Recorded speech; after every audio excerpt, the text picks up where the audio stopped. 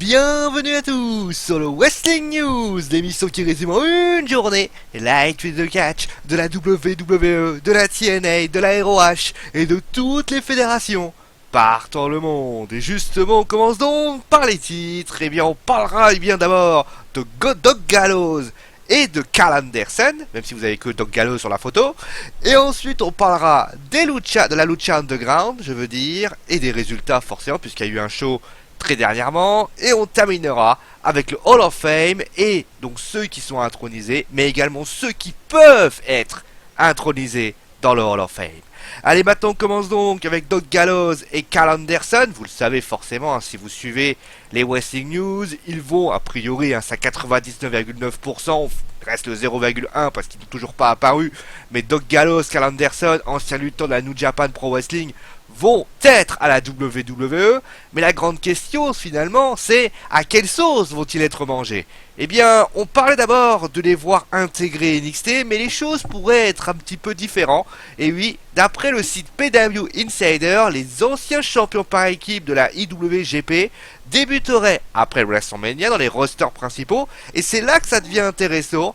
Ils porteraient le nom du Balor Club, ou du Bullet Club, ou du Balor Club, ou alors du Bulletproof, et donc cela pourrait coïncider avec l'arrivée de Finn Balor dans les rosters principaux. Après, attention, tout ceci reste très spéculatif, puisqu'on sait que Triple H veut que Finn Balor reste à NXT pour offrir de la qualité. Il est d'ailleurs le champion de NXT, et du côté de Vince, il veut qu'il bascule et fasse ce fameux clan.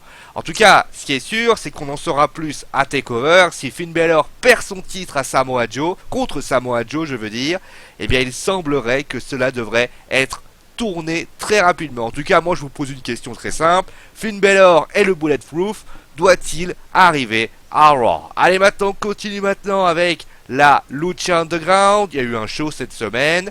Et donc, après un segment en coulisses, le premier match a alors lieu. Et c'était un Lucha Underground Trios Championship match. Et c'est Ivelisse, Angelico et les Son of Havoc qui conservent leur ceinture face aux Disciples of Death grâce à un Shooting Star Press de Son of Havoc.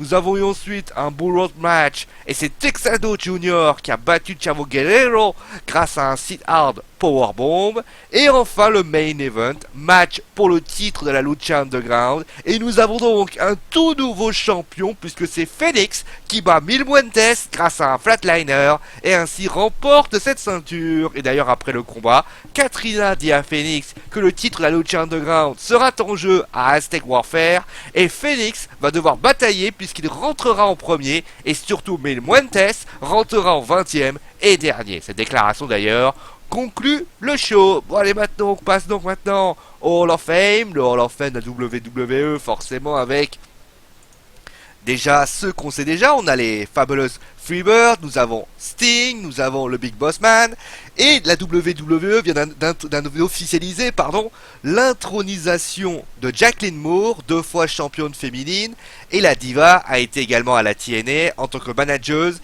des Beer Money. Mais sachez que décidément la WWE a du mal, hein, c'est quelque chose d'assez intéressant, elle a du mal quand même à garder ses pistes secrètes. En effet, d'après le PW Insider, le nouveau magazine de la WWE, qui parle en général principalement de WrestleMania 32 et donc forcément du Hall of Fame, qui fait mention de 2 noms qui pourraient être intronisés. Stan Hansen, qui est très connu du côté de la All Japan Pro Wrestling dans les années 80 et 90, et dernier nom, alors attention, ça c'est une rumeur, on parle de Snoop Dogg. Et oui, le rappeur, un choix certes curieux mais qui pourrait être logique. On rappelle que la meilleure lutteuse au monde de la galaxie et de l'univers, la plus belle lutteuse au monde, est la cousine de Snoop Dogg, et sa présence dans le Hall of Fame pourrait coïncider à la conquête du titre de Sacha. Bah oui, la famille, c'est tellement beau sur un ring, enfin sauf quand c'est Roman, mais bon ça après. Mais ce qui est sûr c'est que c'est très sympa pour la WWE de nous offrir plein d'infos, car au moins ça nous évite des soupçonneux de dire qu'il y a que des rumeurs, mais en tout cas il serait peut-être judicieux de garder ça pour eux, parce que c'est vrai que annoncer ça à l'avance, ça s'appelle du spoiler. Voilà, en tout cas c'est la fin de ce Wrestling News, j'espère qu'il vous a plu. Je vous souhaite bien sûr déjà bonne semaine puisqu'on est quand même 21h, un bon match puisqu'il y a PSG Monaco qui a lieu en ce moment, et bien évidemment on se retrouvera lundi avec, d'ailleurs on refera une rétrospection et de toutes les infos pour WrestleMania 32, une preview d'AEW Raw, et si c'est un petit peu assez long, on mettra une petite news en plus, mais pour le moment vous avez ces 2 news, c'est promis, c'est cadeau, et c'est avec plaisir. Bon en tout cas, bon match et ciao tout le monde.